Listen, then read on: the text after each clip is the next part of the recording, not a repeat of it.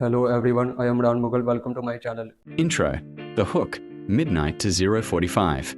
Narrator, deep, calm, unsettling tone. What if I told you, every time a nation collapses, every time its currency dies, its leaders fall, its people panic, there is an invisible empire that walks away richer? Not a country, not a corporation, not a dictator hiding in a palace, but a global network that survives wars, recessions, coups, sanctions, inflation, and even revolutions. Every time a flag falls, their balance sheet rises. But who are they? How did they gain this power? And why is every crisis, no matter where it happens, quietly funneled into their profit machine? Tonight, we pull the curtain. Because the empire you're about to meet doesn't rule land, it rules debt. Section 1. Setting the stage, 0:45 to 3 o'clock. History doesn't repeat, but the money behind it does. Before we reveal the empire, we need to go back, not centuries, but just 80 years, when the world was broken, currencies were dying, and nations were drowning in war debt. In 1944, at a luxury resort in Bretton Woods, New Hampshire, 44 nations gathered for what they thought was economic reconstruction. But behind the speeches and photo sessions, something else was happening. Three groups were quietly carving the foundations of a new world. 1. The central bankers of the major Allied powers. 2. The economists shaping the post-war financial order. 3. The private financial institutions whose influence had grown enormous during wartime lending.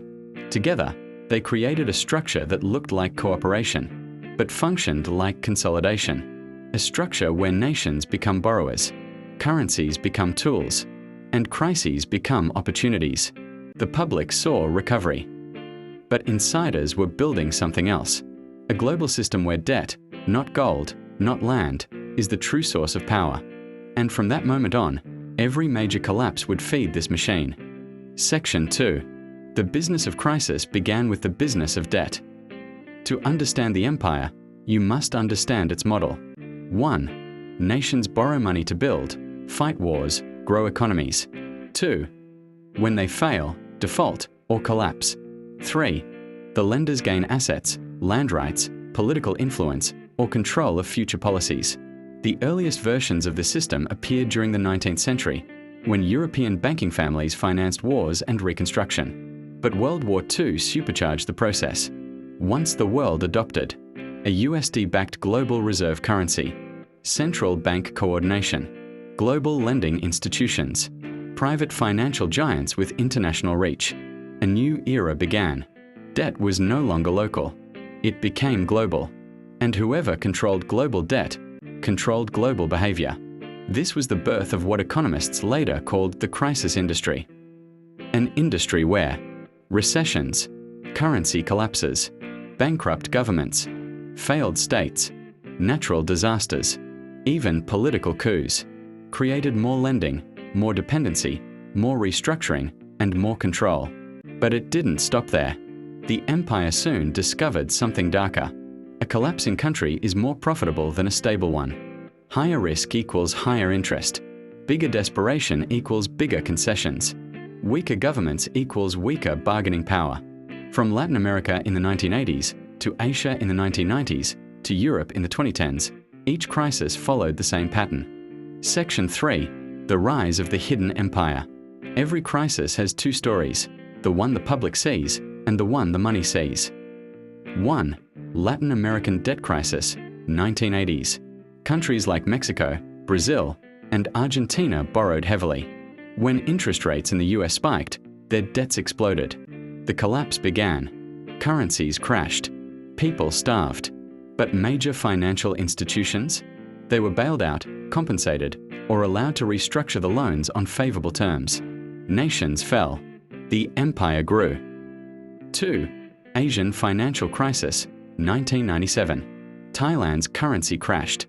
Then Indonesia. Then South Korea. Within weeks, the entire region was on fire. Stock markets lost half their value. Businesses went bankrupt overnight. Millions lost jobs. But in the ashes, Western financial giants bought banks, factories, real estate, national assets, at a fraction of the original price. Entire countries became clearance sales. The crisis wasn't accidental, it was profitable. 3. The Eurozone crisis, 2010 to 2013. Greece collapses. Spain collapses. Portugal collapses. The people get austerity. Pensions cut. Taxes raised. Jobs vanished. But the empire gets guaranteed repayments, privatized assets, interest streams, long-term control over national spending. Every rescue package rescued the lenders first. The pattern becomes clear.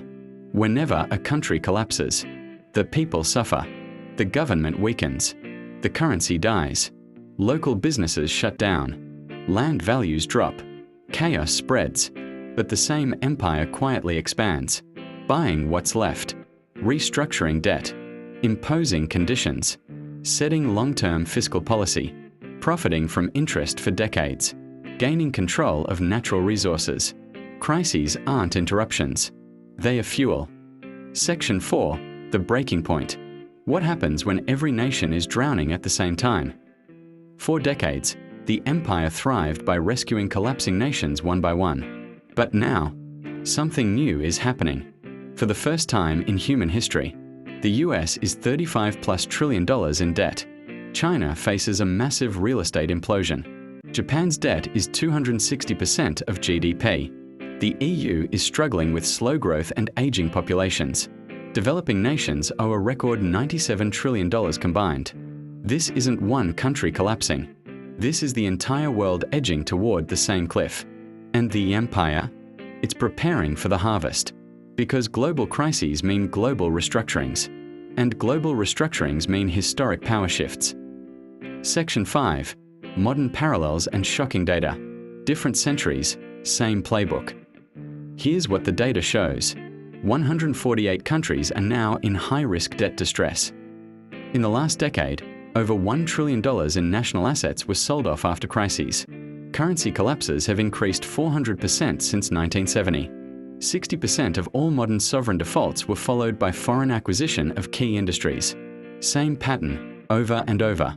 Collapse loan conditions, privatization, control profit. Today, the empire no longer needs armies. It uses interest rates, currency swaps, emergency loans, asset purchases, austerity programs, credit downgrades. This is 21st century conquest. Section 6. Failed fixes. Governments propose solutions. Print more money. Raise taxes. Borrow more. Freeze interest rates. Promise reforms. But each fix creates new problems. Printing causes inflation. Inflation destroys savings. Destroyed savings forces borrowing. Borrowing deepens dependency. Dependency expands the empire. Every attempt to escape tightens the net. Section 7. Conclusion and future warning. The next collapse won't be national. It will be global. And the empire is ready. Because crisis is not their enemy. It is their business model. The only unanswered question is, when the next collapse happens, who will own the ruins? 3 takeaways. 1. Debt is the new empire. It doesn't conquer land, it conquers governments. 2. Every crisis benefits someone. Nations fall, but the lenders rise. 3. The system isn't broken, it's designed. And the design rewards collapse, not stability. Final warning. The world stands at the edge of a synchronized downturn. History shows what happens next. Chaos for nations. But opportunity for the empire that feeds on them. Call to action. If you want more deep dive investigations into the money systems shaping our world, hit subscribe, tap like, and share this video before the next crisis becomes tomorrow's headline. Because understanding the hidden empire is the first step to escaping it.